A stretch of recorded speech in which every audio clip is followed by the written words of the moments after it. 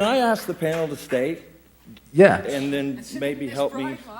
Well, bear with me. That's fine.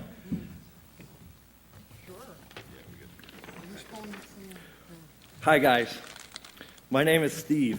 I used to own a medical marijuana center on the Western Slope. I'd like to explain the recent events that violated the rights of medical marijuana patients, centers, and soon even caregivers that supply medication to their patients. My story is that I developed diverticulitis in 1999, resulting in 18 inches resection of my colon. The doctors, of course, tried pharmaceutical pain pills to ease the discomfort, which helped the pain, but it affected the way I ran my drywall business. So to keep working, I just had to stop taking them and just work through the pain. This resulted in a tightness in my stomach that never went away. In 2003, my wife was severely injured in a car accident. There were 14 pieces of bones fragments and a hole in her arm large enough to put half of a Pepsi can inside, where her forearm used to be. After 8 surgeries in the following 3 years, she now has use of that arm that she came close to losing. But she will live with pain for the rest of her life. She had the same results as I did with pain pills. So I started looking into medical marijuana for better results, and I was amazed to learn there are 62 therapeutical compounds in marijuana. We're only using a couple of them. We are currently able to identify some of those compounds. I learned that CBDs, THC, and CBNs, when taken orally, can do incredible things, maybe even kill cancer cells. So I started to put what I learned into action. I made tincture drops that worked instantly on my tightness in my stomach in the morning, all the way down to my toes. Salves, pain patches made with cannabis, and sativa strain Sweet Island Skunk worked great for my wife. The next thing I knew, I was helping other people. So I decided to open a medical marijuana center because I wanted to follow state law by the letter. I used comment sheets from my patients to learn which strain helped different medical conditions with great results. The patient I had the most success with was named Cindy. You will meet her in a minute. Cindy has fibromyalgia, and we had great success with Sweet Island Skunk during the day, AK-47 at night. She had grandma seizures as well. My wife came home one day, white as a ghost. Babe, what's wrong? Cindy just had a seizure at the office. Well, a few days later, she had one when I was there, and it was intense. So I just started doing research on edibles. So I started Cindy with edibles in the morning, along with tinctures throughout the day. We reduced Cindy's seizures by 75%. House Bill 1284 made some changes to the original bill, which came with great challenges. First, my wife and I had to go through some serious background checks and a stack of personal information 2 feet tall, which took 80 man-hours to put together. Next was supplying 70% of your own product. The whole time I built this business, I looked further up the road because I knew some serious regulations was ahead of me. So I set up a system that I could prove to the state that not only am I growing 100% of my own medication, I am growing seed to sale without going over limits set by the state of Colorado, which is extremely hard to accomplish. I'd like to briefly just kind of show how I did that. I had this at my store, which required, of course, the $2,500 optional grow permit. We would start with our cloning tray. We would go to cups. We would go to 1 gallons. Week 1, 2, 3, and 4. These were all in 1 gallons. They would transfer to the 7 gallons. So everything is a week apart. This room is set up to pull every 2 weeks. That is actually how I built the rest of my business. Every week I would buy a light and set plants. At the end of 8 weeks, I'm pulling every week from here and every 2 weeks from here. This is used for edibles. This is for my store. So it's nailed down. Here it is, guys. Thank you, Cindy. This is Cindy, by the way.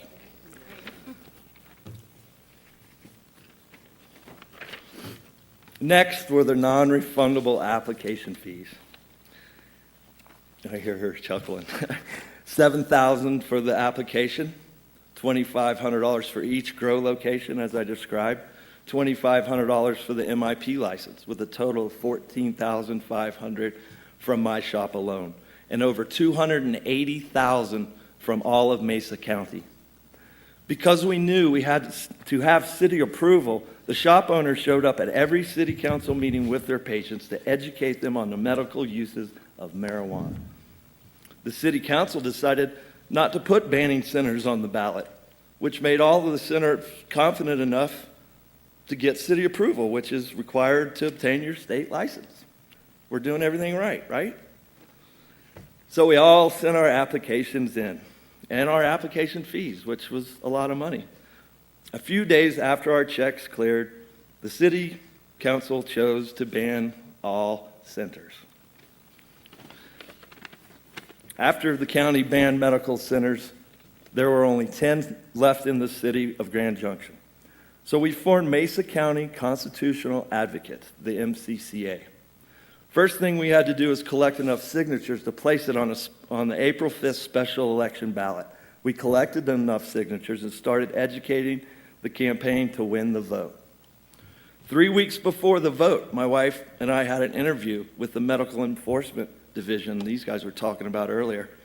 I was told I was accepted by the state of Colorado, and all I needed was a city approval.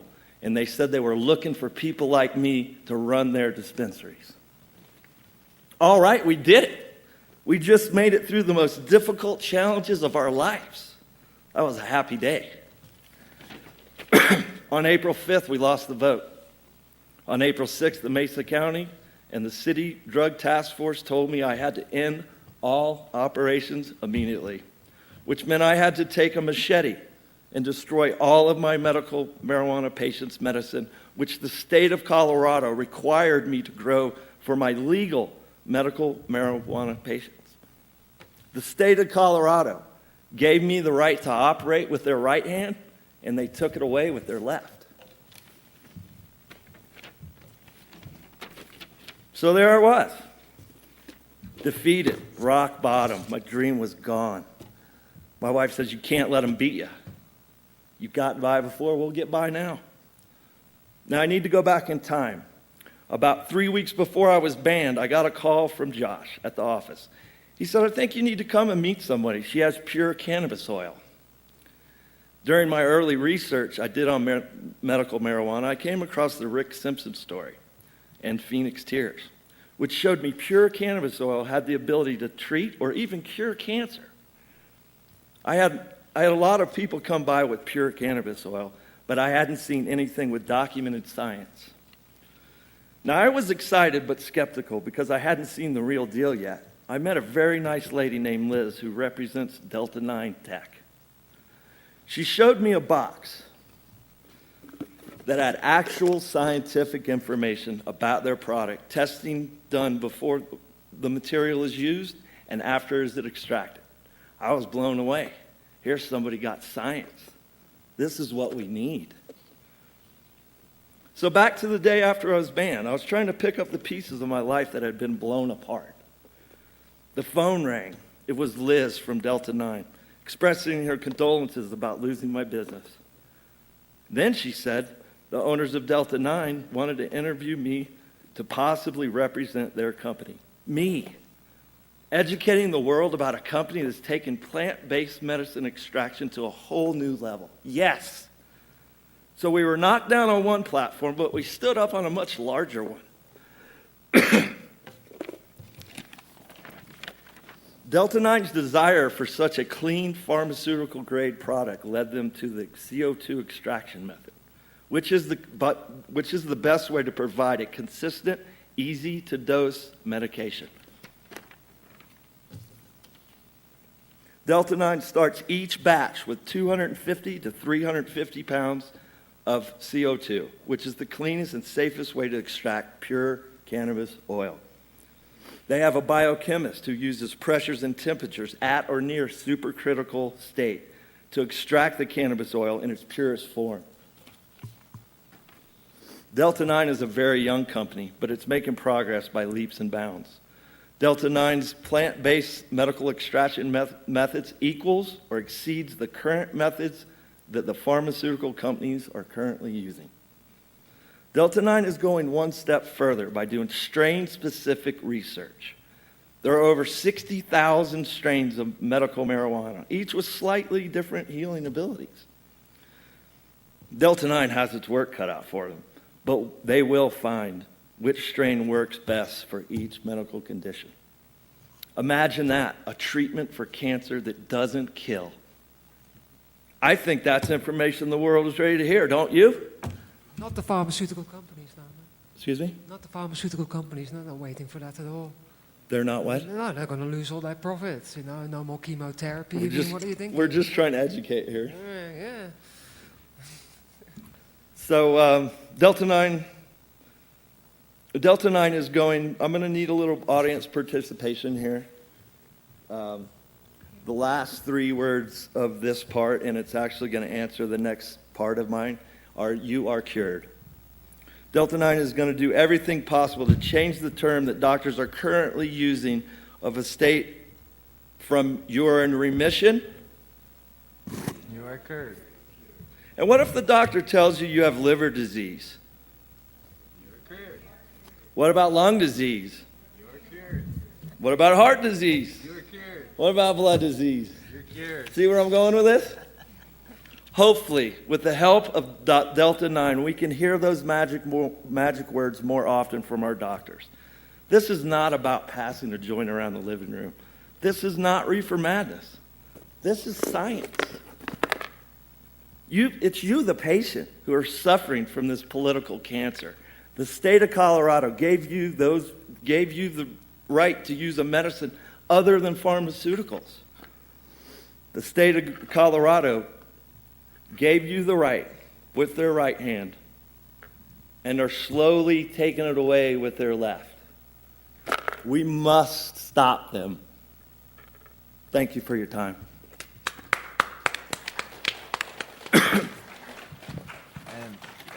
And that's exactly, I think.